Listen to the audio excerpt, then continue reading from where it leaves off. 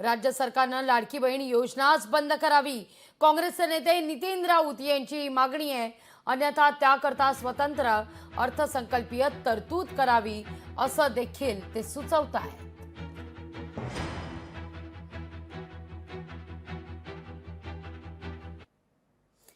या सगळ्याविषयी बोलण्याकरता शिवसेना उद्धव बाळासाहेब ठाकरे पक्षाच्या उपनेत्या प्रवक्त्या सुषमाताई अंधारे आपल्यासोबत जोडल्या गेलेल्या आहेत.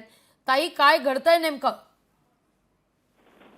काय घडतंय ते माझ्यापेक्षा जास्त आपल्याला माहिती असेल. मात्र हे नक्की खरं आहे की no one is untouchable in politics. राजकारणात कुणीही कुणासाठी स्पृश्य अस्पृश्य नसतं. त्यामुळे कुणी कुणाला भेटायला जाऊ शकतं, बोलू शकत. आणि त्यातली त्यात मनसे हा तर एक स्वतंत्र पक्ष आहे. त्या पक्षाचे स्वतंत्र नेते आहेत, त्यांची स्वतंत्र संहिता आहे आणि तसंच त्यांना स्वतंत्रपणे निर्णय घेण्याचा अधिकार आहे. तर त्या अधिकाराचा संकोच करणारे आपण कोण? अगदी. पण सुषमाताई, काही दिवसांपूर्वी अगदी ठाकरेंच्या शिवसेनेकडून सुद्धा, तुमच्या पक्षाकडून सुद्धा अमित ठाकरे यांचं कौतुक करण्यात आलेलं होतं.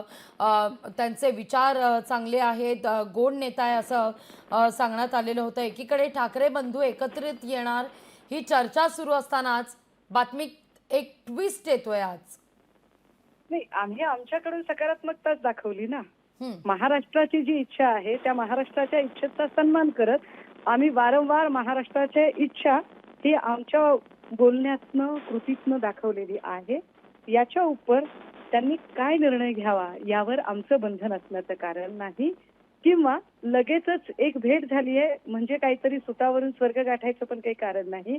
कारण भेटीचं नेमकं कारण काय हे अस्पष्ट आहे. जोपर्यंत फडणवीस किंवा राज ठाकरे दोघांपैकी कुणीतरी एक येऊन बोलत नाही तोपर्यंत भेटीचं कारण कळणं आपल्याला अशक्य आहे. अगदी. म्हणजे थेट विचारते ताई, अजूनही ठाकरेंची शिवसेना ठाकरे बंधूंच्या युती संदर्भात आशावादी आहे?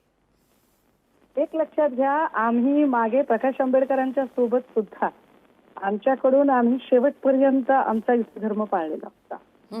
अगदी प्रकाश आंबेडकरांनी वारंवार विरोधात वक्तव्य केली तरी सुद्धा. त्यामुळे आता सुद्धा आम्ही आमच्याकडून सकारात्मक आहोत. निर्णय काय घ्यायचा तो त्यांनी घ्यायचा आहे. बॉल त्यांच्या कोर्टात आहे. अगदी. ताई, खूप खूप धन्यवाद आमच्याशी संवाद साधलात त्याबद्दल. लोकशाही मराठी ऐका, पहा, जागरूक रहा.